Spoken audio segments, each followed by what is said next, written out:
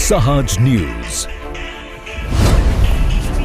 Vadodara મહાનગરના ward number 15ના કોંગ્રેસના ઉમેદવાર આશીષભાઈ જોશીની મતદાન કરવા લોકોને કરવામાં આવી અપીલ.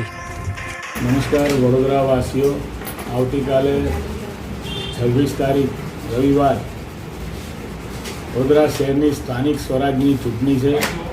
હું વડોદરા શહેરના તમામ નગરજનોને અપીલ કરું છું, ખાસ કરીને મારા વોર્ડ નંબર 15ની જનતાને પણ અપીલ કરું છું કે આપણે આવતીકાલે મોટી સંખ્યામાં આ મતદાન પર્વને ઉજવીએ. સ્થાનિક સ્વરાજની ચૂંટણીમાં આપને કામ કરતા ઉમેદવારને મત આપીને વિજય બનાવીએ.